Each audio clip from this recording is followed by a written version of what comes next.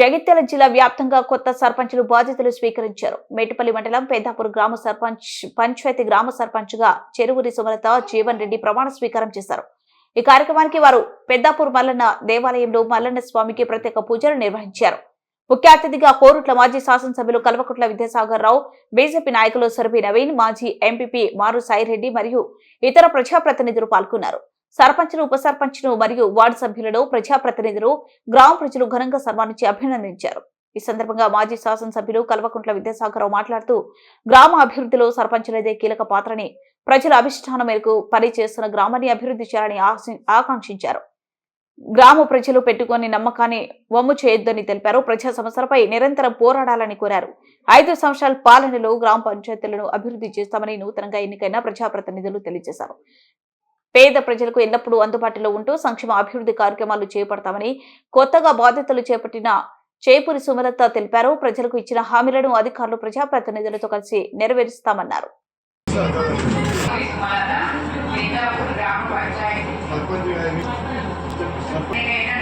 శాసనం ద్వారా ఏర్పాటు చేయబడిన భారత రాజ్యాంగానికి నిజమైన విధేయత కలిగి ఉంటానని భారతదేశ సార్వభౌమత్వం మరియు ఏకత్వాన్ని కాపాడుతానని తెలంగాణ పంచాయతీరాజ్ చట్టం 2018 మరియు దాని కింద రూపొందించిన నియమావళి ప్రకారం నా విధులు మరియు బాధ్యతలను భయము పక్షపాతము లేకుండా నిష్ఠతో మరియు నిజాయితీతో నిర్వహిస్తానని ప్రమాణం చేస్తున్నాను.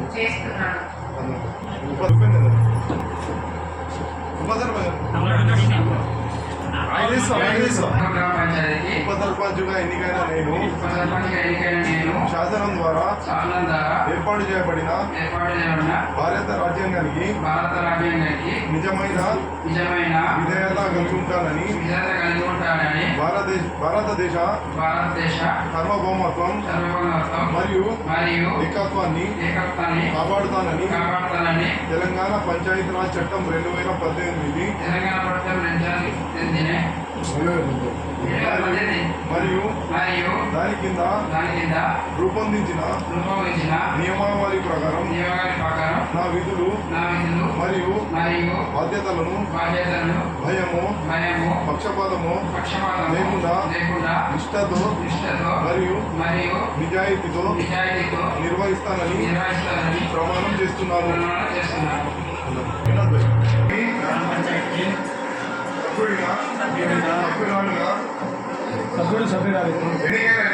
ఎన్నికైన నేను శాసనం ద్వారా ఏర్పాటు చేయబడిన భారత రాజ్యాంగానికి నిజమైన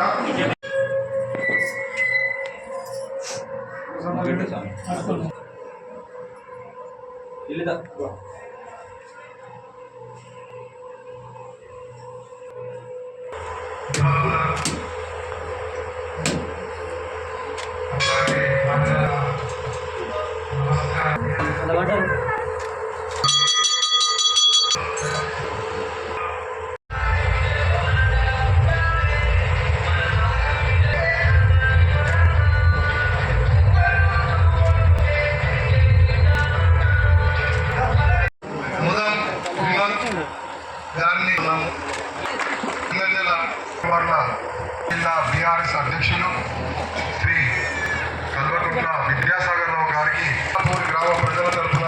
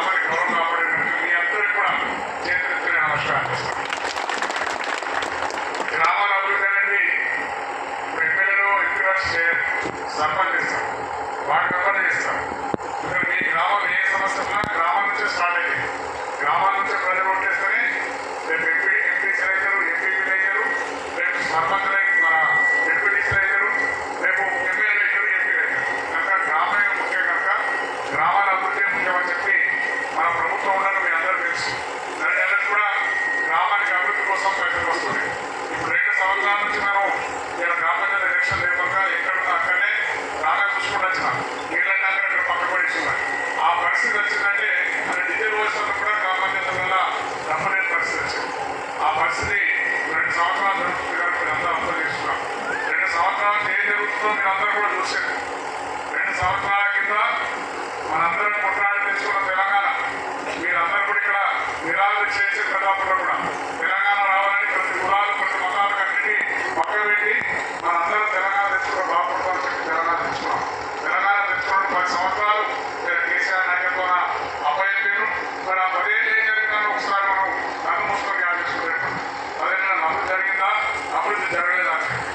అటువంటి ఏదో దురదృష్టం ఇక్కడ మనం గెలిచిన రాష్ట్రంలో ఎందుకంటే కేసీఆర్ ఉంటున్నా అక్కడ ఉన్న నాయకుల మీద కోపంతో వాళ్ళతో ఓట్లేకపోతే మన ప్రభుత్వం పోయినా మన బాధపల్లి ప్రతిపక్షంలో కూర్చున్నాం, మాట్లాడుతున్నాం, కొట్లాడుతున్నారు. మన ఎమ్మెల్యేలు కూడా ఉండి దేని మీద మనకి ఏమేమి కావాలని మీద కొట్లాడుతున్నారు. ఎన్నో హామీలు ఇచ్చింది. ఎన్నో హామీలు మన దగ్గర నమ్మలే. 420 హామీలు ఇచ్చింది, 6 గ్యారెంటీలు ఇచ్చింది. కానీ మనం నమ్మలు ఎక్కడ కూడా బరాబరి మనం ఇవాళ టీఆర్ఎస్ గెలిపించాం, సర్వేలు గెలిపించింది కాబట్టి మరి ఇవాళ ఇచ్చిన హామీలలో ఒకటే ఒకటి హామీలు ఏం చేసినది బస్సు రూపీ చేసింది. బస్సు రూపీలో మీరు రోజు పంచాయతీ టీవీలలో చూస్తున్నారు. ఎక్కువ బస్సులున్న టీవీలలో రోజు పైనలు ఆ బస్సు ఫ్రీ పంచాయతీ ఎక్కువ పెట్టింది. తప్ప ఒక్కటి కూడా మనకు కాలేదు.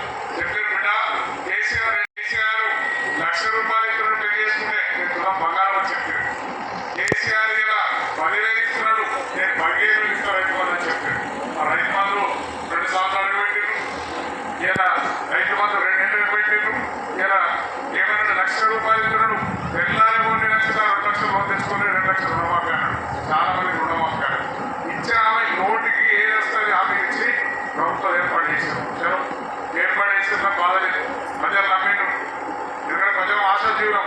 పద్ధతిలో 10, 20 ఇస్తున్నారంటే కొన్ని 20 వస్తాయి కదా అని బాధపడతాం, తప్పలేదా? కానీ ఏం ఆశపడ్డ ప్రజలను మోసం చేశారు కనుక ఆ ప్రభుత్వం ఏం చేస్తున్నారు.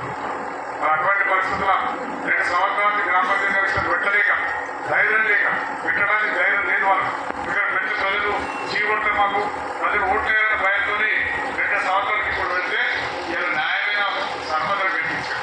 దాంట్లో ఎప్పుడు మేము బాగా ఎక్కడికి వెళ్ళి చెప్పుడు బెదిరించు బిడ్డని డబ్బులు పని చేస్తాం, మీ ఊరికి అభివృద్ధి చేయం, మాయబల్ల వాళ్ళ సర్పంచులు బెదిరిస్తున్నారు. వాళ్ళు వ్యక్తిగత పార్టీ వెళ్ళలేదు కనుక కొంతమంది అదే తిమ్మకమని కొంతమంది పోతారు. పోతే ఏం చేస్తారు? అభివృద్ధి జరగదు. ఏమి 2 ఏళ్ళ నుంచి ₹1 కింద ఎక్కడ కట్టారు మనవలసిన పాపన ఓరేక్కడి కూడా. అటువంటి పరిస్థితి ప్రభుత్వం ఉందని గమనించాలి. వెంటనే ఎన్నికల ప్రచారం రాలేదు. విషయాలు చెప్పాలని ఒక విషయం వచ్చింది కనుక చెప్తున్నా. నేను ఏదో ఎంత చెప్పలేదు రాలేదు. నేను చెప్పేది ఒకటి ఏంటంటే మనం కూడా ఒక్కొక్కరు ఆలోచించాలి. 2 సంవత్సరాలకు నేనుండే ఇలా మహిళలకు 2,000 రూపాయలు పెన్షన్ చేశాడు, 1,000 రూపాయలు చేశాడు, 2,000 రూపాయలు చేశాడు కేసీఆర్.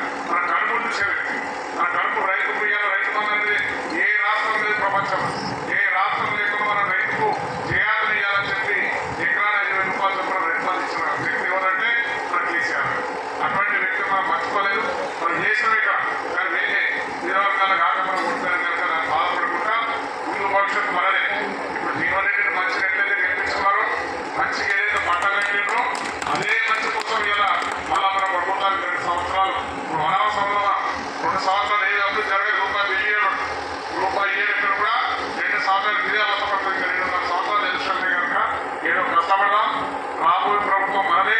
ఈ అందరూ ఆశీర్వాదంతో మన కేసీఆర్ నాయకులు గెలుస్తాం. మన కరెంట్ పడుతుంది, మన పొలాలు పట్టడం ఉంటుంది, మన కరెంట్ ప్రాబ్లం ఉండదు, నీళ్ళ ప్రాబ్లం ఉండదు, ఏ ప్రాబ్లం లేకుండా రైతు కూడా ఆయన ఎందుకంటే ఆయన స్వయాన రైతు కనుక పొద్దున్న వేస్తే రైతు గురించి ఆలోచిస్తారు. రైతు కష్టాలు చేసిన వ్యక్తి కనుక రైతుల గురించి ఆలోచిస్తారు కనుక మళ్ళీ రైతు రాజ్యం వస్తుంది మనది. తప్పక రైతులకు కూడా చెప్పిన వాళ్ళు బోనస్ ఇస్తామని 500 బోనస్ అయితే ఒక పంటకి ఇచ్చిన పెట్టేసి ఏంటి మానేస్తున్నారు. యూరియా కొత్తలు కదా ఆపడ తెలుసు ఊళ్ళో ఆపడ రవికోకి సరుకులు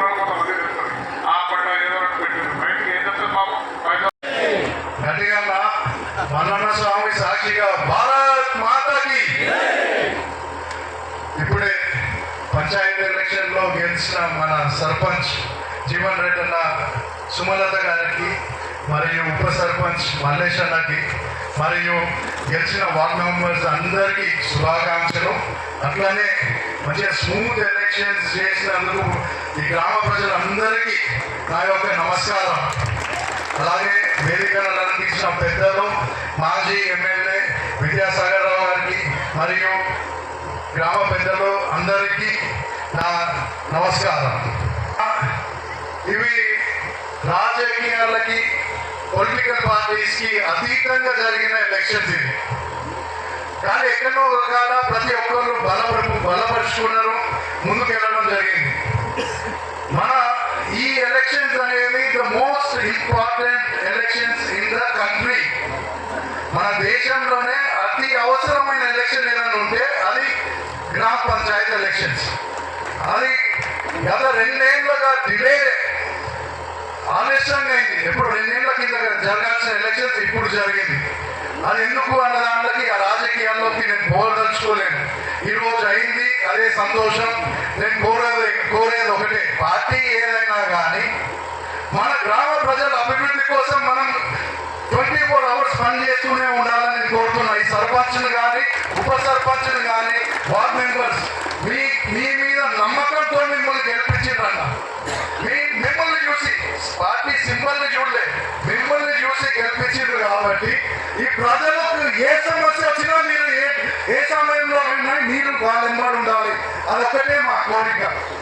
అభివృద్ధి ఎక్కడ ముందుకు తీసుకెళ్లాలన్న దాని మీద కూడా వీడీసీతో కూర్చోవాలి, ఎప్పటికప్పుడు చర్చించాలి. కుల సంఘాల పెద్దలతోని మహిళలతోని అందరితోని కూర్చొని మన గ్రామానికి ఏం చేస్తే బాగుంటుంది అన్నది ఎప్పటికప్పుడు మనం దాని మీద దృష్టి పెడుతూనే ఉండాలి. ఆ డైరెక్షన్ లో పని చేస్తూనే ఉండాలని నేను తెలియజేస్తున్నాను. మేము భారతీయ జనతా పార్టీ నుంచి ఈ రోజు ఒకటి తెలియజేస్తున్నామమ్మా. నరేంద్ర మోడీ గారి నాయకత్వంలో మాకు దేశ అభివృద్ధి తప్ప ఇంకో ఆలోచన ఉండదు. మన దేశ ప్రజల అభివృద్ధి తప్ప ఇంకో ఆలోచన ఉండదు. ఎప్పుడు కానీ వాళ్ళు ఎట్లయితే 18 గంటలు మా నాయకుడు నరేంద్ర మోడీ గారు ప్రధానమంత్రి గారు ఎలా అయితే పనిచేస్తున్నారో అలానే ప్రతి ఒక్క రాజకీయ నాయకుడు మన దేశంలో అలానే పనిచేయాలని నేను కోరుతున్నాను. అలానే